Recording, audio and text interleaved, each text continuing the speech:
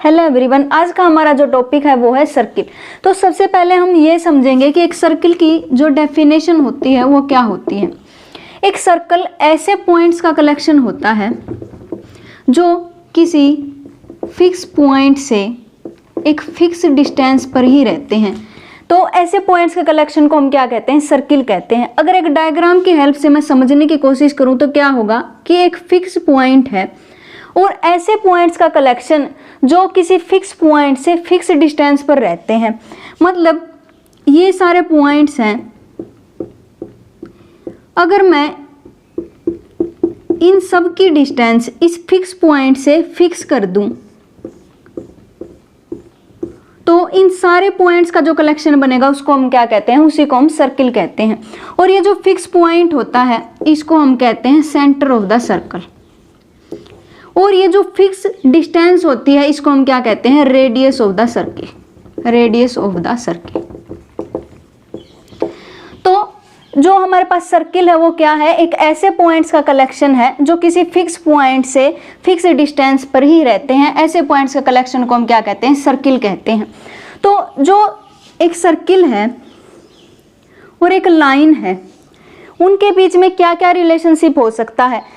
हो सकता है कि ये लाइन ऐसे पास करके जाए, हो सकता है कि ये लाइन इस सर्किल को एक पॉइंट पे टच करके चली जाए, और हो सकता है कि ये जो लाइन है इस सर्किल को दो पॉइंट पे टच करके चली जाए। तो जब वो एक सर्किल से इतनी दूर होती है तो उसको हम क्या कहते हैं? Non intersecting line. Non intersecting line. लेकिन जब वो उसको सर्कल को एक पॉइंट पे कट करके जाती है तब क्या बन जाती है? टेंजेंट बन जाती है। और जब वो उसको दो पॉइंट पे इंटरसेक्ट करके चली जाती है तो हम उसको क्या कहते हैं? सीकेंट कहते हैं।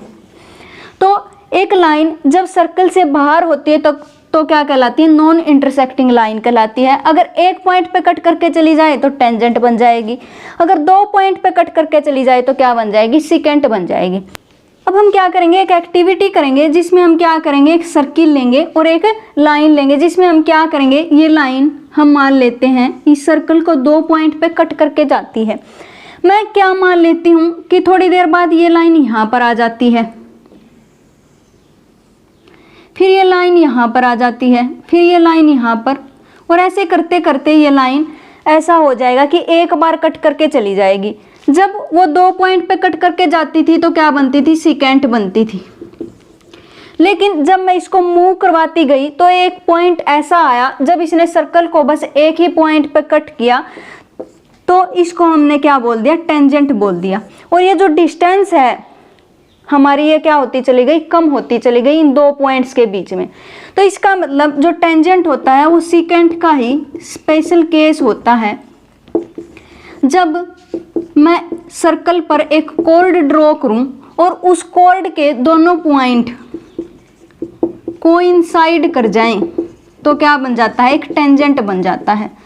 तो इसका मतलब जो टेंजेंट है वो क्या है? एक सीकेंट का ही स्पेशल केस है।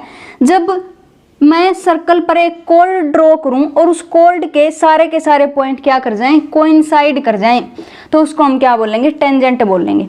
और जो टेंजेंट वर्ड है वो टेंजियर वर्ड से आया है, जो लैटिन भाषा का वर्ड है। और ये जो वर्ड है इसका मतलब होता है टू टच। और जो टेंजेंट वर्ड है वो एक डेनिश मैथमेटिशियन ने इंट्रोड्यूस किया था जिनका नाम था थॉमस फिनिकी।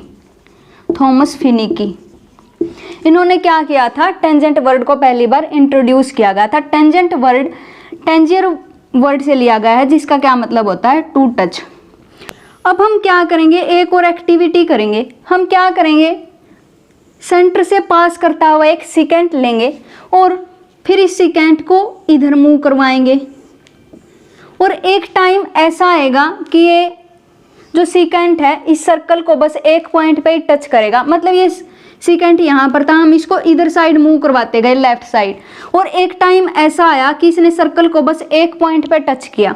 और इसी तरीके से हमने क्या किया? राइट साइड में इसको मूव करवाते रहे। और एक पॉइंट ऐसा आया जब इस सीकेंट ने इस सर्कल को बस एक ही पॉइंट पे टच किया तो ये दोनों क्या बन जाते हैं? हमारे पास टेंजेंट बन जाते हैं। इसका क्या मतलब है कि एक सेकंड के पैरेलल बस 2 ही टेंजेंट हो सकते हैं। एक सेकंड के पैरेलल 2 ही टेंजेंट हो सकते हैं। और एक थ्योरम है हमारे पास, जैसे कि हमारे पास कोई भी सर्कल दिया गया है, हमें प्रूव करना है कि इसका जो टेंजेंट है वो रेडियस के क्या होता है, परपेंडिकुलर होता है। मैं मान लेती हूँ कि ये लाइन क्या है, एक्स वाई है, और ये पॉइंट क्या है, सेंटर है, और इसको मैं P नाम दे देती हूँ। तो OP क्या बन जाएगी, हमारे पास रेडियस बन जाएगी। हमें क्या प्रूव करना है कि ये 90 डिग्री है। मैं एक और पॉइंट ले लेती हूँ इस XY लाइन के ऊपर, मैं मान लेती हूँ कि ये Q पॉइंट बन जाएगा।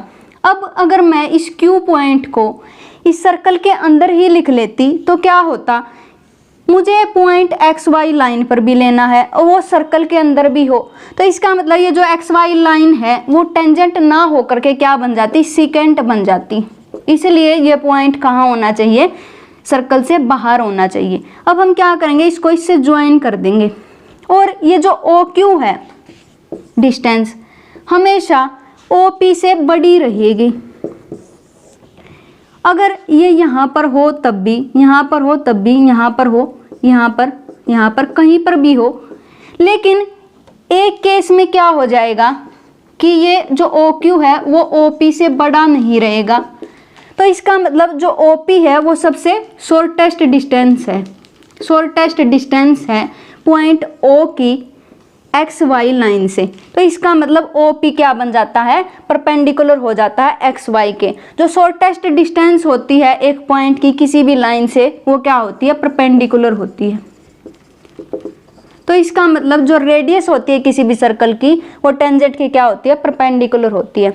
तो यही थी हमारी आज की वीडियो जिसमें हमने सर्कल के बारे में पढ़ा, जिसमें हमने पढ़ा कि एक टेंजेंट एक सर्कल को एक पॉइंट पे कट करके जाता है, सेकंड 2 पॉइंट पे कट करता है, और एक सेकंड के पैरेलल बस 2 ही टेंजेंट हो सकते हैं। और एक सर्कल की जो रेडियस होती है वो उसके टेंजेंट की क्या होती है, परपेंडिकुलर होती है।